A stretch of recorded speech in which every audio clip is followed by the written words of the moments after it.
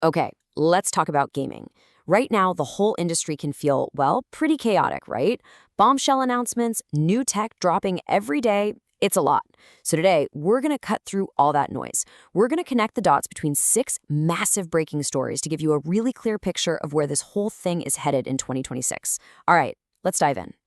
I want to start with just one number, $100 million. Now, that is the budget for an incredibly ambitious game that you will never, ever get to play. And that one number, it perfectly captures the tension at the heart of the entire gaming industry right now. We're talking astronomical costs, massive risks, and the seismic shifts that are happening because of it. We'll come back to this canceled dream for sure. But first, let's look at the giants. You know, for decades, the console war had pretty clear battle lines, right? But in 2026, the two biggest rivals, Sony and Microsoft, they are completely rewriting their playbooks. So let's take a look at how they're trying to adapt to this new, kind of chaotic landscape. So, to really get what Sony's up to, there's this key industry term you gotta know, going gold. It's basically the finish line for a game. It means all the development is done and that game is ready for the world. And guess what? Sony just hit this milestone with a critically important new title. And that game is Sorrows, from the brilliant team over at Housemarque. You know, after a relatively quiet year for exclusives, this thing is like a shot of adrenaline for the PlayStation 5. But what's really interesting here is the tech that makes visuals like this even possible. To pull off something they're calling real-time particle destruction, the team had to completely rewrite their game engine from scratch. They are pushing the PS5's hardware to its absolute limit. See, this isn't just another game, it's a statement. It's Sony saying, look at the power of our console. And Sony is doubling down on that hardware-first philosophy with this, Project Playmo, their next-gen controller. And look, this is not just some tiny update. It feels like Sony actually listened to the biggest complaints gamers have had for years and then just engineered direct solutions. Annoying stick drift? Bam, solved with Hall effect sensors. Terrible battery life? They've got a new graphene battery that gives you 20 hours. I mean, this just perfectly illustrates their focus on that premium experience. The new AI haptics can apparently simulate the feeling of driving on asphalt versus like mud. How cool is that? Okay, so let's cross the battlefield to the other side of this war. While Sony is busy fortifying its hardware fortress, Microsoft is gearing up for what might be its most important event ever. So you're going to want to mark your calendars for June 7th, because that's the day we find out what the Xbox brand truly is in this new era. So here's the bottom line. We are seeing two completely different strategies unfolding. You've got Team Sony, who believe the path to victory is through these premium, exclusive hardware experiences you can only get on their platform. Then you have Team Microsoft, who, facing immense financial pressure, is making a totally different bet. The rumors are getting louder and louder. They're getting ready to become a giant multi-platform publisher. We're talking titans like Gears of War coming to the 100 million strong PlayStation audience.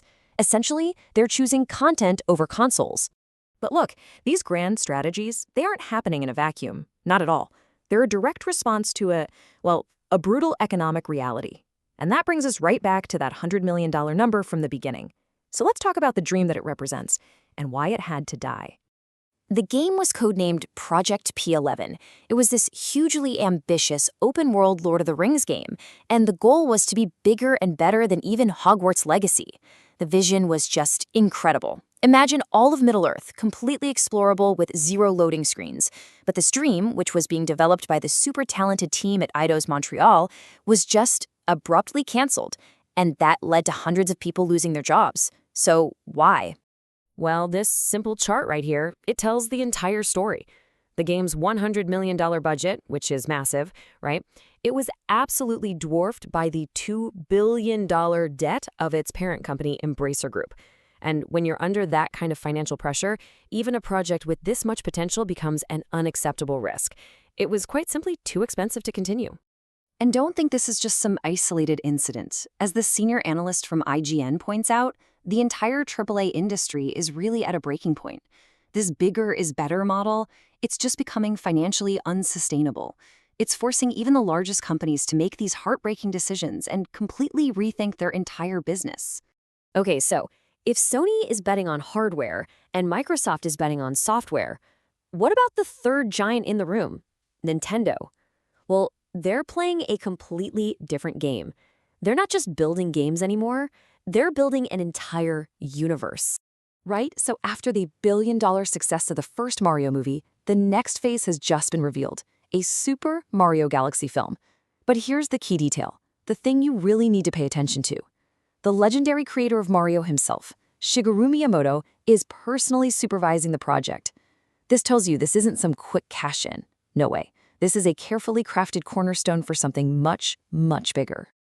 Nintendo's strategy here is it's clear and it's brilliant. Step 1, score a hit movie. Step 2, follow it up with an even more ambitious sequel. Step 3, start planting the seeds for a massive crossover event film. I mean, think Super Smash Bros., but as the Avengers, with all your favorite Nintendo characters. And every step of this drives hype and sales, not just for movie tickets, but for games, for consoles, for all the merchandise. And here's the final piece of the puzzle. Miyamoto is on a personal mission to weave characters like the Pikmin into the very fabric of Nintendo's hardware. I want you to imagine turning on your next console and having these little creatures just be part of the operating system. That's not just a cute feature. It's a way to build this incredible brand loyalty and an emotional connection that goes way beyond any single game. Okay, wow. So we've seen Sony dig in on hardware, Microsoft completely pivot to software, AAA studios basically collapsing under their own weight, and Nintendo is off building a media empire. So what does all this chaos actually mean for you, the player? All right, let's break it all down. First, Sony is betting that you'll pay a premium for the best possible experience, and that experience is only on their machine. Second, Microsoft is basically betting you just want to play their games, and you don't really care what box you own. Third, the cancellation of that $100 million game proves that this endless cycle of bigger, more expensive AAA games, it's breaking. And finally, companies like Nintendo are showing us that the future might actually lie in building these beloved brands that can live far beyond a single console generation. And let's bring this right back home. For a lot of us, the most immediate impact of all these trends is going to be right here, in our wallets. As Sony pushes these super high-tech controllers like Project Playmo and console prices stay volatile, the crucial thing to remember is that being a smart, budget-conscious consumer is now more important than ever before. So that's the state of play here in 2026. It's a world of chaos, incredible creativity, and, yeah, rising costs. And it leaves us with one final crucial question to think about. In an industry of soaring costs and these massive shifting strategies, who really holds the ultimate power? Is it the platform, the publisher, or is it the player? Thanks for joining us.